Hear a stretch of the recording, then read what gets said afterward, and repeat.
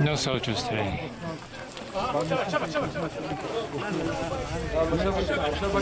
Hey. People were, in the vast majority, in solidarity with the Syrian uprising, saying even that they couldn't believe what they would see on television. Hello, my name is Stanley Heller. Welcome to The Struggle. Today, the upcoming women's strike, in Palestine, and an interview with Joseph Daher about Palestine and Syria. The women who called for and organized that amazingly successful Women's March are stepping it up, and on March 8th they're calling for a women's strike. Their statement says, "The idea is to mobilize women, including trans women and all who support them, in an international day of struggle, a day of striking, marching, blocking roads, bridges, and squares, abstaining from domestic care and sex work, boycotting, calling out misogynistic politicians and companies, striking in educational institutions." In a recent program, we've shown a talk by Iyad Burnat of the Be'elin village in Palestine. Today, some remarkable video from a protest in Be'elin against the Israeli apartheid wall, which steals community land. It's remarkable in that there is no repression by Israeli soldiers. They stayed away this time. No tear gas and no bullets. There's the wall. No ban, no wall, no. 12 years of struggle, Berlin. Protest and stop. APAC, Washington, D.C., March 26th.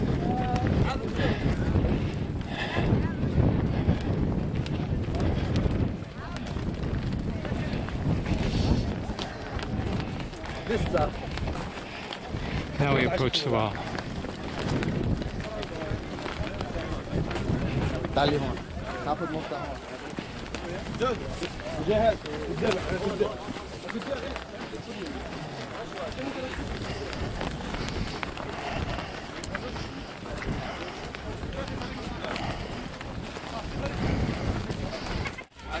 Boycott Israel, blood diamonds. I love you, Palestine.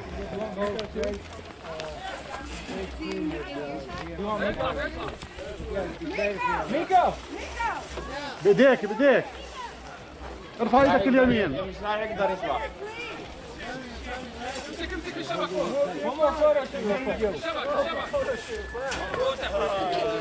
لا يا زلمه No soldiers today.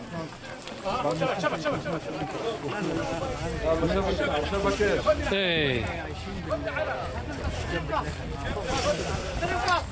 Of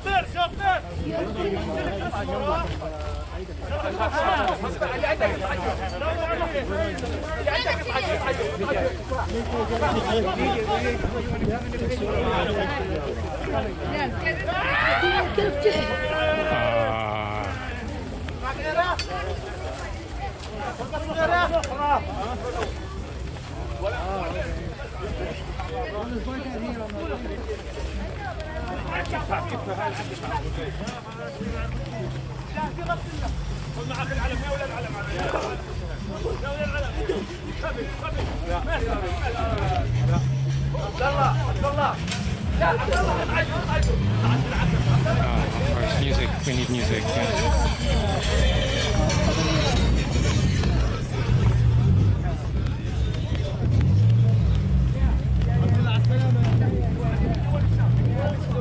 Whatever they say, Palestine will never die.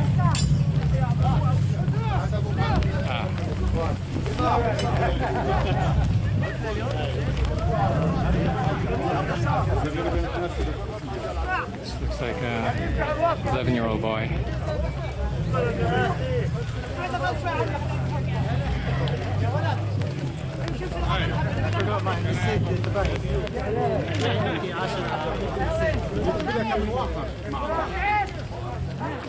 Other people asking about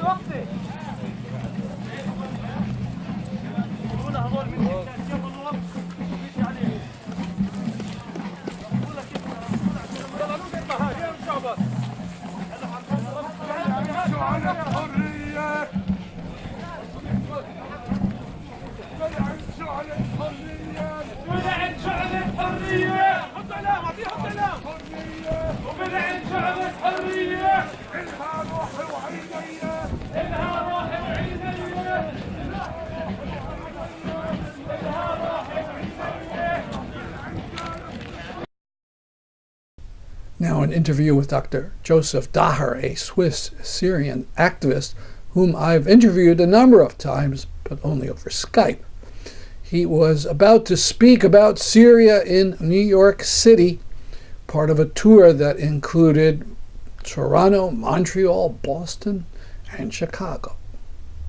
Here we are in a classroom at Barnard College in New York City, and I'll be speaking to Dr. Joseph Daher.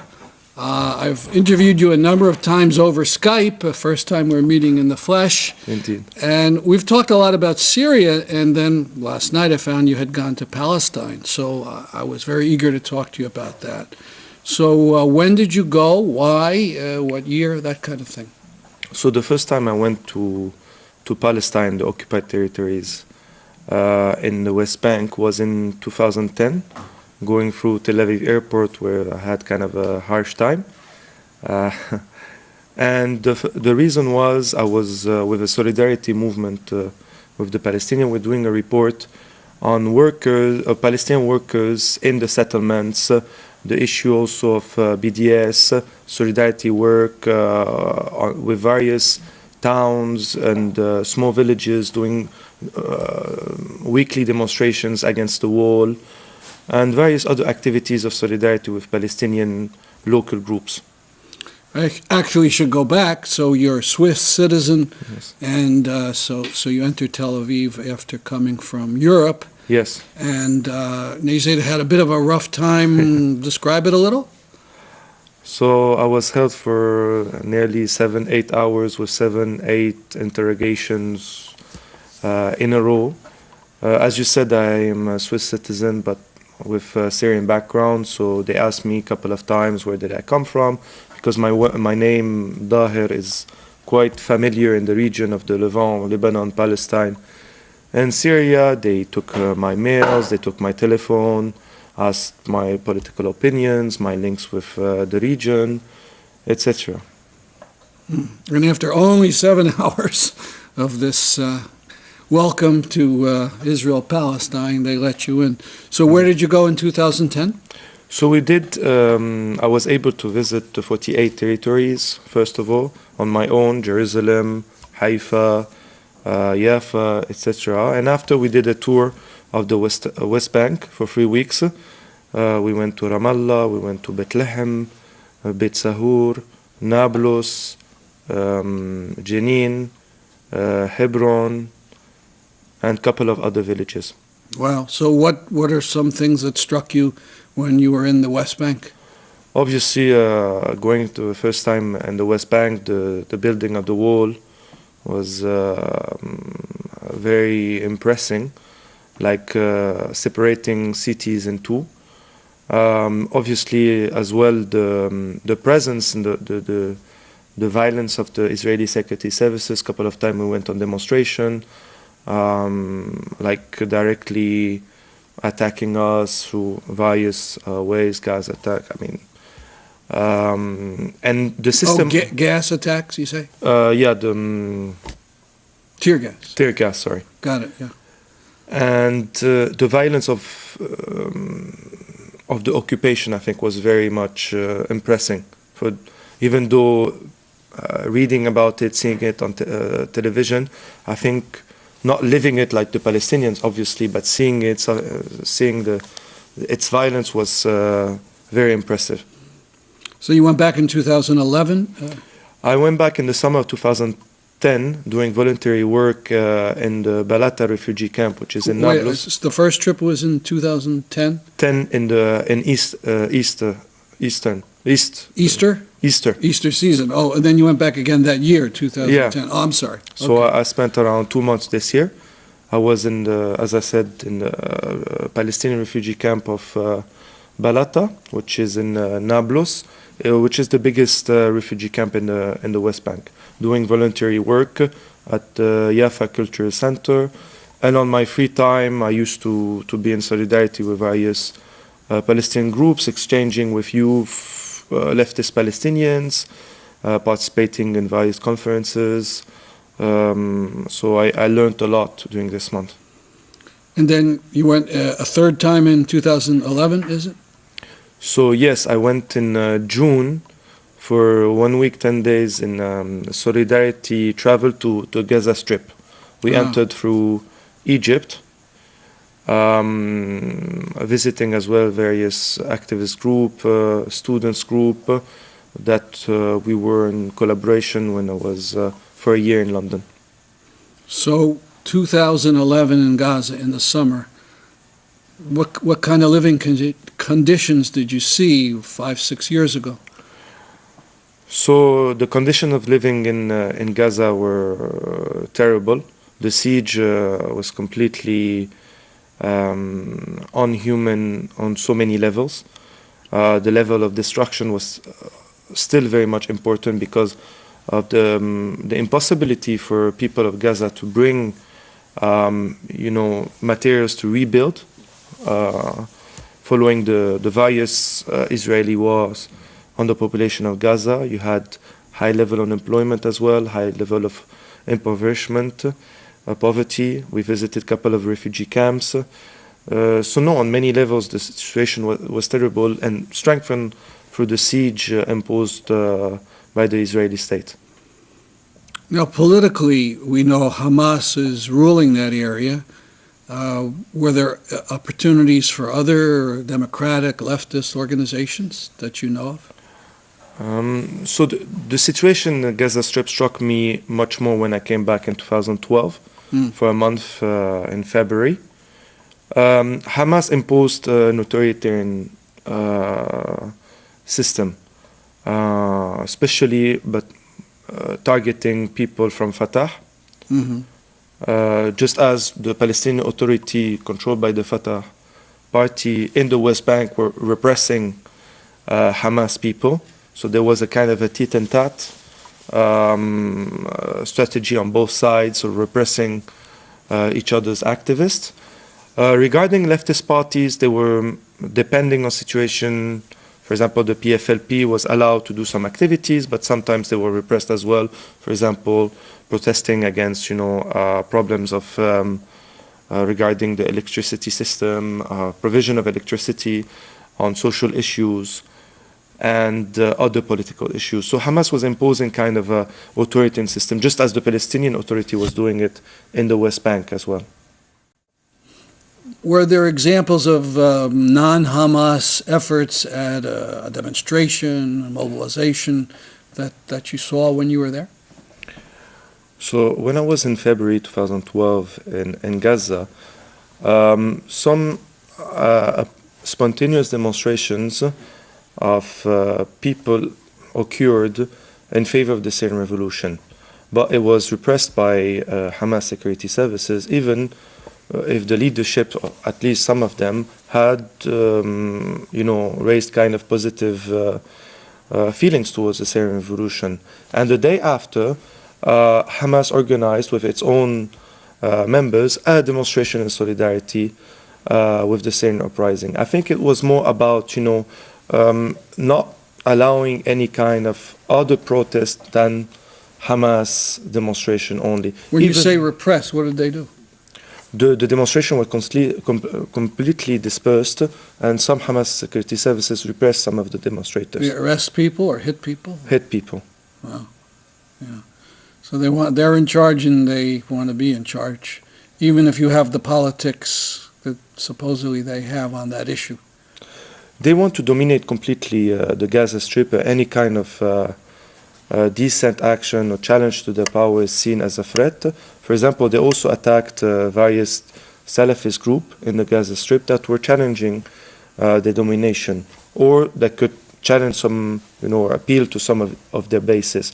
This does not mean at the same time that you didn't have the organization of various demonstrations or celebrations. For example, the PFLP used to organize on an annual basis its foundation, the anniversary of its foundation. So it depended of its relationship with Hamas, actually. Can groups have their own newspapers in Gaza? Yes, definitely. All right, so we're thinking back now, 2012, the Syrian revolution has started. 2012 is when Egypt is all in play with Morsi. And what about the tunnels? Nowadays, they've been mostly destroyed by Sisi. But what was going on then in 2012? So I entered Gaza after spending 1 week, 10 days in Egypt, going to the demonstration for the first year of the revolution, anniversaries, massive demonstrations. And going to Gaza Strip, I wanted to enter through the official way. The Egyptian border police did not let me, and therefore I decided to go through the tunnels, which were very well organized. When you arrive on the Palestinian side, you're registered by Hamas. But wait a second, what about on the Egyptian side? Is there a big sign that says tunnel, or I suppose No, not? but actually it wasn't kind of something hidden, because when I was offered the possibility to go through the tunnels was in front of the Egyptian border police. So people would come to me and ask me, do you want to go through the tunnels? It's $100, aller-retour, the two ways. And So the Egyptian, somebody was getting $100? Okay. I think there was kind of agreement, and most probably some of the Egyptian police might have some, interest in this affair, because the people that did the tunnels make great money by the transfer of civilians or transfer of various materials, etc. So on the Egyptian side, you entered a house with a tunnel, and you went through. And what is it? What's the experience? What is the tunnel? How big is it? Scary. Scary, kind of. You have different tunnels. That you have some that are kind of really well made, which on the way back I went through, but I had to walk. I couldn't stand up completely. And others that were really kind of very sharp. This was the way I went in. You said the word sharp? Yeah, I mean really small. Oh, narrow. Narrow, sorry. Yeah. I heard some of these tunnels are really big, and they were bringing in cars. Indeed, they brought cars into the Gaza Strip, various materials that was used to rebuild some of the buildings or to build new buildings, but not on the extent that what is enough to rebuild completely the Gaza Strip. So this is, again, before Sisi destroyed most of these, let's say, civilian tunnels and so on. Exactly. So you went in. Who was making money on the Palestinian side? So it was mostly Rafah was a city historically that was divided on one side the Egyptian border and the other side the Palestinian border. But you had families that had linked, tribes that had linked on both sides of the, if you want, of the border. So they were the first one, especially in Rafah, to benefit from the tunnels business with people of Hamas, some businessmen of Hamas and Hamas used to also impose taxes on these tunnels. So every person that had a tunnel had to pay this amount of tax on the number of products that he would import. He would impose taxes. And obviously you had some people also of Hamas had interest in the business tunnel. So the money wasn't going to the government of the Gaza Strip. Some of it was going to individual businessmen. Yes. Okay. Now, this is 2012. Yes. The Syrian revolution is going on. Did it come up in conversations? What did Yes, people say? indeed, a lot. When people discovered I was originally from Syria, Mm-hmm. people were, in the vast majority, in solidarity with the Syrian uprising, saying even that they couldn't believe what they would see on television, that the suffering was even worse in Gaza, which I thought, for a population that had suffered, for decades of oppression, wars, by the Israeli state, was something really deep to say these kind of things. And the general feeling, I would say, was solidarity with the Syrian people, and just as they were in solidarity with the various uprisings in the region, more generally speaking. Mm-hmm. And you mentioned this a spontaneous demonstration and then a official demonstration in support of Syria. Yes. So this is 2012. So was there also stuff going on with Egypt, I would suppose? Did you see demonstrations one way or another about that? In the Gaza Strip. In the Gaza Strip. In the Gaza Strip, following the fall of Mubarak, so this was back in 2011, there were demonstrations in the streets of Gaza to celebrate the fall of Mubarak, because he imposed the siege massively, also participated in the siege imposed by the Israelis. But this again was not really well seen by Hamas, because they didn't want to see any kind of street mobilization. This is why also they repressed massively the March 15 movement, if you remember, in the West Bank and the Gaza Strip, demanding the end of the division of the Palestinian political group, that were repressed both in the Gaza Strip and in the West Bank. So I heard many stories, especially of the March 15 movement when I was in Gaza Strip, of youth people wanting to end of the division, a new Palestinian, national government, national unity, new strategy, how to rebuild the PLO.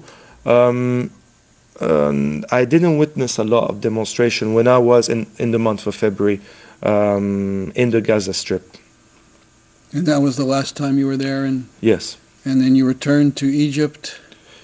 Egypt and then Lebanon. By a tunnel? Yeah. By the tunnel. And so this is, again, February of 2012. And who's in power now, Morsi or? No, in February 2012, it was still the military, but you just had the legislative elections that gave a near majority for the Muslim Brotherhood, 49%. And in addition, you had also 25% of the Salafists. So you had a parliament in Egypt dominated by Islamic fundamentalist movements. And Hamas saw this with a particularly good eye. They thought the Muslim Brotherhood would help them ease the siege, participate, to ease the situation, which unfortunately did not really occur.